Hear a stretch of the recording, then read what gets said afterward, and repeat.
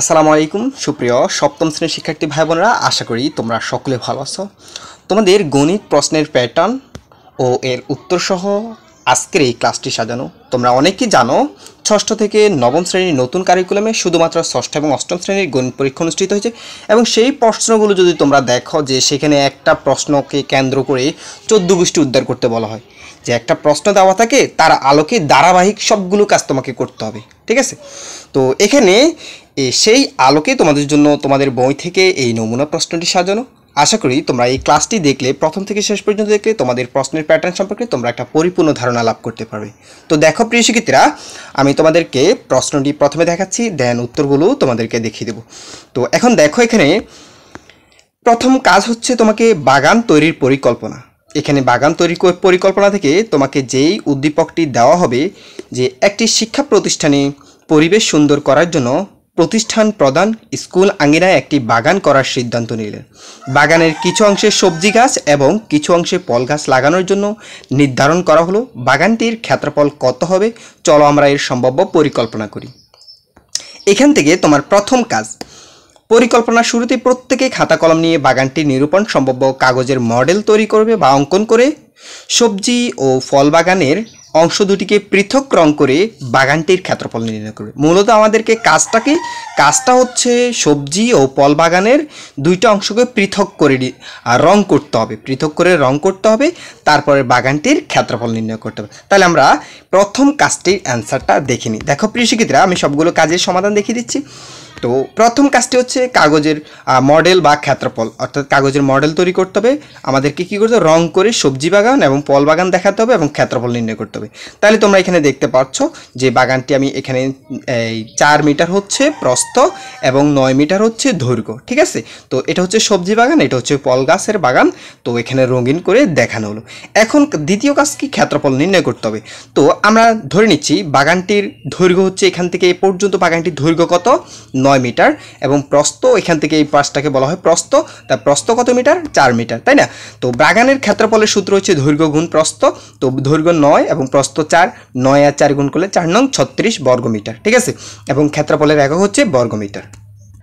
প্রিয় শিক্ষিতরা, তোমরা যারা এই চ্যানেলে নতুন অবশ্যই চ্যানেলটি সাবস্ক্রাইব করে রাখবা, আর যারা করছো তাদেরকে অসংখ্য ধন্যবাদ।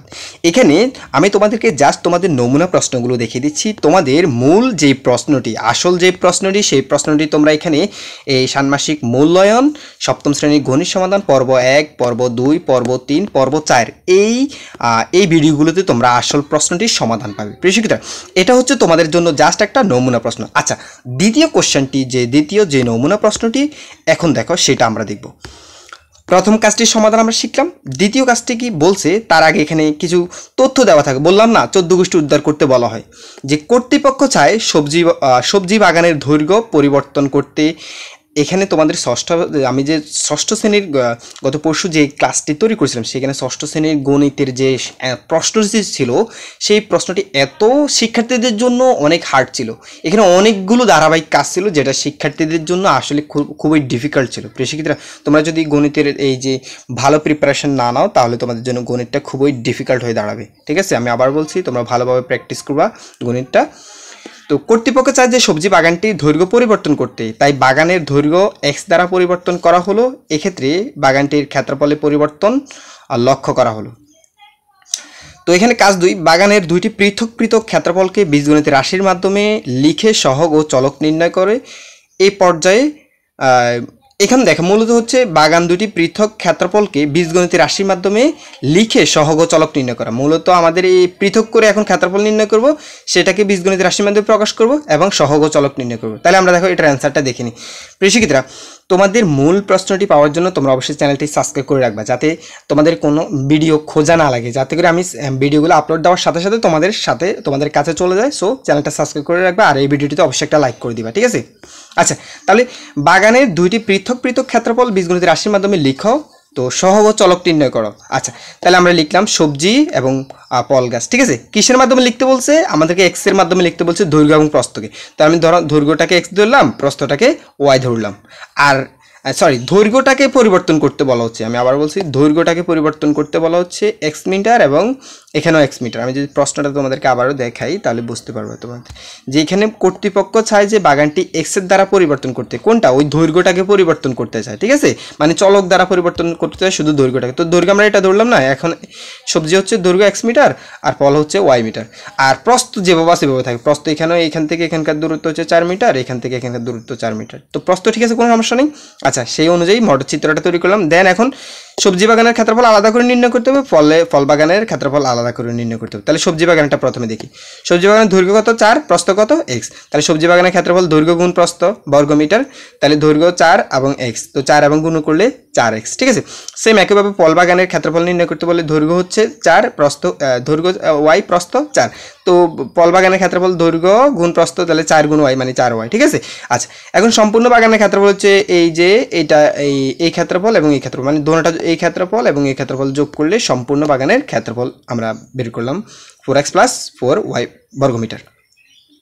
এখন আমাদের আরেকটা কাজ বলা হচ্ছে, আরেকটা বলা হচ্ছে সহগ ও চলক নির্ণয় করা। তো এখানে সহগ বলা হয় এবিসিডি জাতীয় যতগুলো সংখ্যা থাকবে সেগুলো হচ্ছে চলক। আমি আবার বলছি, এবিসিডি জাতীয় যেগুলো দেওয়া থাকবে এগুলোকে বলা হয় চলক, আর এবিসিডির সাথে যেটা থাকবে সেটা হচ্ছে সহগ। যেমন এক্স এর সাথে 4 আছে, তাহলে 4টা হচ্ছে সহগ, ওয়াই এর সাথে 4 আছে, তাহলে 4টা হচ্ছে কি সহগ। তাহলে আমরা এখানে লিখতে পারি 4টা হচ্ছে সহগ আর এক্স এবং ওয়াইটা হচ্ছে চলক, ঠিক আছে।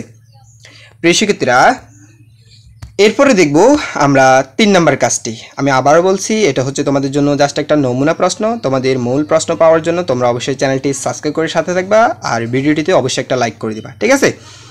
আর এখানে দেখো আমরা কাজ 3 দেখব। এরপরে দেখো কাজ 3 করার আগে এখানে কিছু তথ্য দেওয়া আছে, আমরা সেই তথ্যটি একটু পড়ে নিই। এই পর্যায়ে মনে করো বাগানের পানি ধরে রাখার জন্য একটি গর্ত রাখার ব্যবস্থা করার জন্য বাগানটির 3টি অংশে বিভক্ত করা হবে, যাতে করে বাগানের সেচ ব্যবস্থা হয়। তাহলে কাজ 3, যে বাগানের মডেল তৈরি করা এবং সেচের গুরুত্ব তুলে ধরা। মূলত এখন তুমি বাগানে পানি ধরে রাখার জন্য কি করবে, একটা সেচের ব্যবস্থা, মানে অর্থাৎ বাগানে এক পাশে কি করবা, গর্ত করবা বা পুকুরের মতো আরেক পাশে একটা জায়গা রাখবা, ঠিক আছে। শুধু বাগান করলে হবে না, বাগানের পানি ব্যবস্থার জন্য তোমাকে আরেকটা নতুন পরিকল্পনা তৈরি করবে। তো সেই আলোকে আমরা এখন চিত্রটা এরকম তুলে ধরবো, বাগানের নতুন যে মডেলটি তৈরি করা হলো এবং সেচের গুরুত্ব তুলে ধরো, ঠিক আছে, এই কাজটি। তো এখন পানির ব্যবস্থা রাখবে, যাতে সবজি খেতে আমি পানি দিতে পারি, ফল গাছেও পানি দিতে পারি, অথবা পানির ব্যবস্থাটা আমি এই পাশে রাখতে পারি, ঠিক আছে, কোনো সমস্যা নেই। বাট সবজি খেতে এবং ফল গাছে পানি দেওয়া দরকার, সো আমার পানির জায়গাটাও সিলেক্ট করতে হবে, ঠিক আছে। আচ্ছা, এই হচ্ছে এটার মডেল।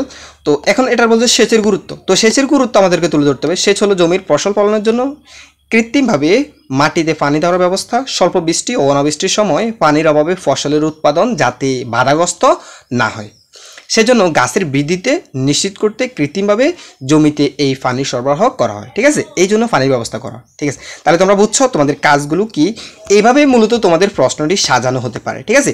তোমরা দেখবা তোমাদের গণিত বইয়ের 41 পৃষ্ঠা থেকে তোমাদের এখানে এই যে বাগান তৈরির পরিকল্পনা, পুকুর খনন তৈরি তোমাদের যে পূর্বে যে তোমরা ধারাবাহিক যে অঙ্কগুলো করছো, যে অনেকগুলো অঙ্ক দেওয়া থাকে করতে না, এখানে একটা অঙ্ক একটা বিষয়কে টার্গেট করে এখানে অনেকগুলো প্রশ্ন সাজানো থাকবে, ঠিক আছে।